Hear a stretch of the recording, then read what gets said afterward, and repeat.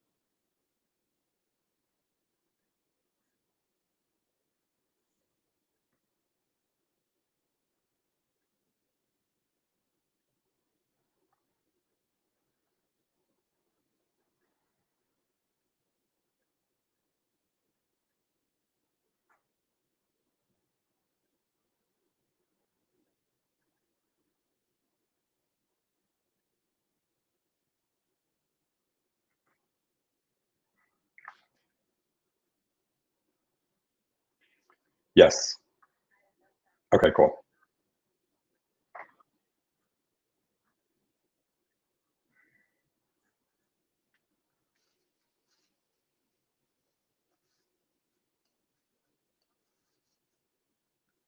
All right. So, in the world of modern technology, I was alerted that there's no sound. So, we're going to go back.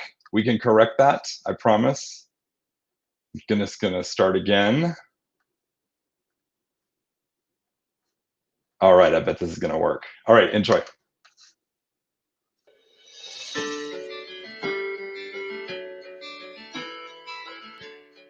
Hey, how's it going, everyone? Kyle from Graft Cider and Hudson North Cider Co. Um, Here to show you around our facility. I'd like to say before you enter, we wanted to clean it all up, but you guys got us canning for the last 5 weeks straight. So it is what it is. Come on in. So welcome to Graft slash Hudson North. So for those of you who know Graft, which is kind of the longer brand, I'm one of the owners along with my sister. It's a family operation, and we work to make cider that's a little bit different. I had another cider before this called Millstone Cellars, where we were back in Maryland. We were doing all barrel aged, wild yeast fermented style ciders that I started with my father, and then came up with this crazy idea. So say, instead of putting these big bottles for high dollar prices, why can't we shrink it down, put it in cans, and make it available to everyone? Um, for those who haven't seen our ciders, or maybe have missed one, I mean, we're just now a little over 3 years, and we've made over 100 different styles of ciders. We take inspiration from, first and foremost, European style ciders, and we lovingly call them sour ciders, similar to Spanish style ciders. So they have a little more acidity. They're almost all bone dry. But then we also take influences from the craft beer world, laying on flavors that kind of make sense. So similar to sour beers more than anything else. So in the cider world, more similar to European style ciders. In the beer world, more similar to sour beer.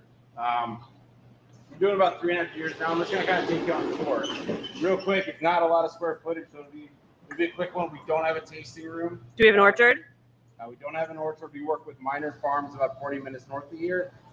They press all of our juice. It almost exclusively comes from the Hudson Valley, unless we're in the middle of summer, and then when juice is super short. So this is what we've been pretty much using every day that we're in here. It's our wild goose canning line. Nothing too exciting if you haven't seen a production space before. It goes down the line, packs out, and you get delicious cider. We're packaging our new brand, which is Hudson North Cider Company. Going to quickly diverge onto that. So we've been making sour cider for quite a while now, and wanted to do something that had a little more appeal to the masses. So we started making Hudson North using local apples, and we want to do something a little more than just say, hey, we use local apples, we support local agriculture. And what we really want to do is tie it in to the local landscape. I'm a transplant. I'm from Baltimore originally, and fell in love with just the amount of access to trails up here. So we've been working with Scenic Hudson, New York, New Jersey Trails as partners, and have done a couple different events called Tap for Trails, where we go out, we raise money to help support the local trail systems, and 10 cents of every gallon that we produce also goes back to the trails at the end of the year. And this is for Hudson North. This is for Hudson North. Yeah, they've been great trail partners. Been really excited, especially as things are opening back up, to get out, do more, form like a hiking club hopefully soon, do some like outdoor kayaking. Really excited for that. It's what I got in my glass right here. That's a hazy, on the drier side of sweet cider, 8 grams of sugar versus 20 that you're going to see, say, from Angry Orchard. Yeah, it's a little bit different. So let me continue the tour. We're going to switch back into the Graft hat, which is what I've lived in Brady for the last 3.5 years. Even though you are wearing a Hudson North hat. I am wearing a Hudson North hat. So I'll take you back to kind of our tank area. Well, first, let's take a look at these big beauties. So these guys, we have about 6 of them in here. They're called igloos, lovingly, because they look like big giant igloos. This is where all of the Graft cider starts. It gets transferred in. You can actually see this one right here sweating because of the just got delivered today. It's coming out of a cold house, middle of summer. It arrives about 40 degrees, and then we let it heat up for about 3 or 4 days, which is great to get it on Friday because it heats up over the weekend. The wild yeast and bacteria kind of start off for a little bit, and then we add in wine yeast to give it a little more control, and that ferments through about 3 to 4 weeks before packaging. We make a bunch of different styles of ciders with this base, and one of the ones that we love the most and what's kind of the core of what we do is farm floor. For that, we have another process we have to always do. So once again, didn't have time to clean up for you guys. So this is what it looks like on end of the work week. Brian's been here since 5 o'clock. So yay! In the morning. It's 5 right now. He does our quality control. What's behind me right here is our cooter. It's pretty much a massive oak barrel. This one's 75 barrels, which is about 2,350 gallons. What we do with this is about 10 to 15% of this is always a part of farm floor. So what we're doing is we're constantly taking out just imagine each of these rungs is what we're taking out for each batch, and then we're putting back in 1 month basis. So this has been kind of giving this layer cake effect of being slowly taken out and put back in. So it's called Sherrer typically.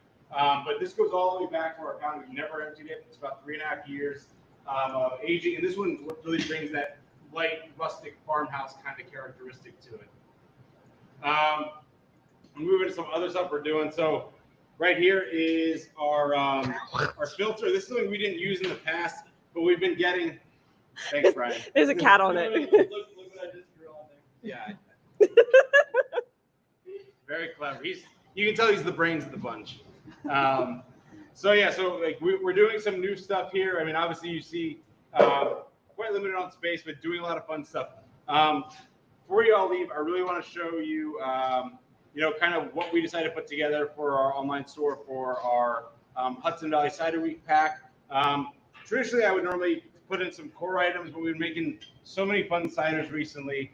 I just want to give you all kind of a view at what's been cool that we've been making recently. And as we walk over there, Kyle, let's talk about what everyone really wants to know. What about the Taproom, the tasting room? What's going on with that?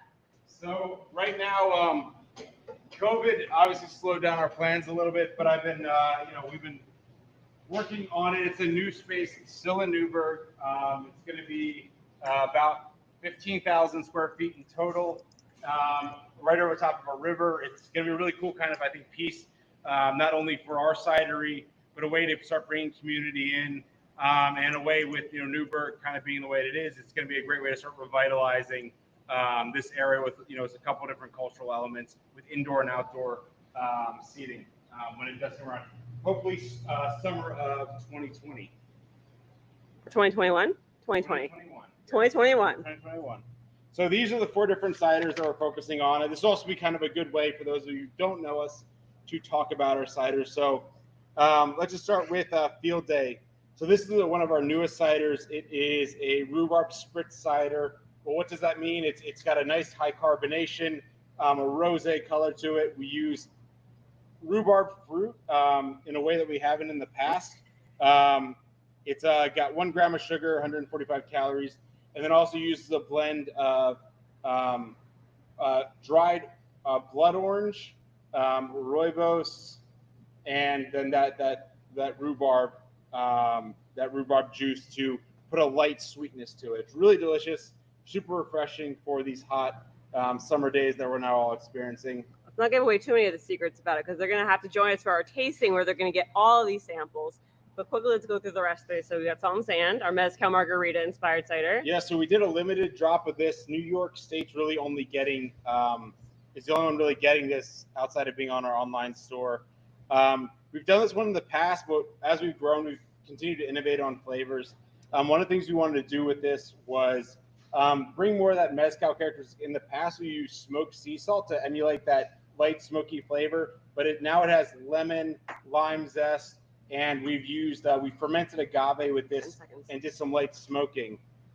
This next one's we did with our great friends Finback down in Brooklyn, New York. This is Bar Design. It's a Riesling Amaro cider.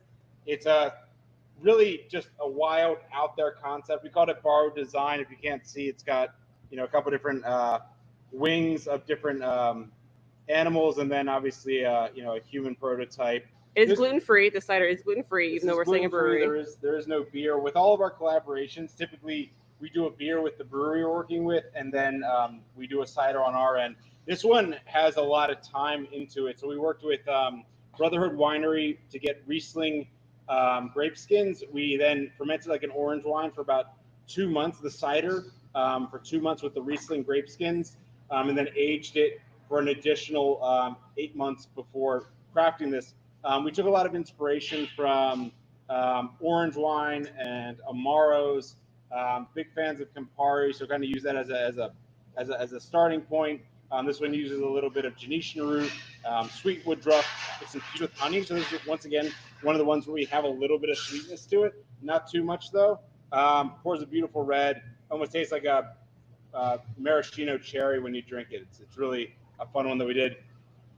The last one's our Book of Nomad series. For those of you who aren't familiar with Book of Nomad, it is a series that we do a new one every month with. It's based around pretty much a seasonal concept. So this concept was sake and the use of sake yeast in cider. So we used a bunch of Asian fruit. We made 3 different batches. One that came out in this is the one that came out in May, and then we did one for April and March.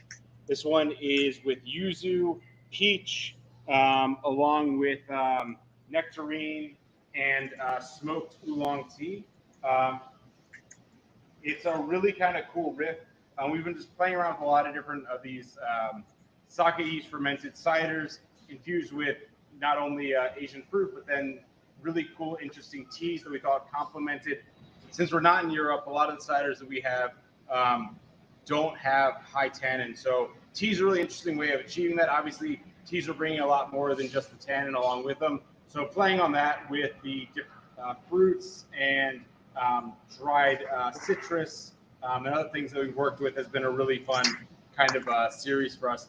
Up next is Slushy Ciders, which we're really excited about. It's all about bringing back the nostalgia, using kind of what you would have found in your local 7-Eleven, and then obviously graftifying it, playing with interesting fruits. The first one out is going to be pineapple, blueberry, lime, where we ferment half the fruit and then back sweeten with the blueberry and pineapple. It's going to be a really, really fun one, all just ripping on nostalgia and then really just getting a deep blue natural color to kind of play off that deep over-the-top color that you get from slushies. So, and where can they find this if it's not in stores? It's not in stores. You can find it in our online shop. Go to graftcidery.com. Not only do we list our Graft ciders there, but also our Hudson North, and then we also have a sister company called Flora Wines, which is like a low-cal wine spritzer. As you can tell, we do a lot of different things here. We love flavors. We love flavors. We like to make things that are fun and interesting, and we think have a use for everyone. But thanks so much for kind of just coming along with me today. Really excited for our tasting room to open up in our new facility. It's going to give us a lot more space, much needed right now. And hope you all can come and make it out there. I'd love to share a glass of cider with you. On that note, cheers.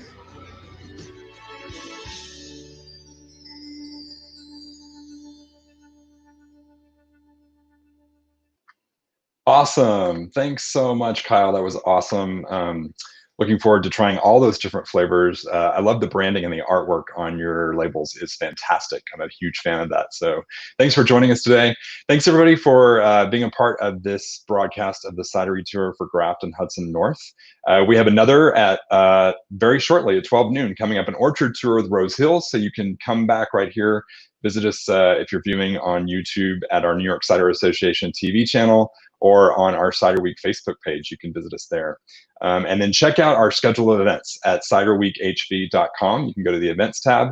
We have a lot of events coming up this week, some really great ones. This afternoon, we have a live tasting with Original Sin.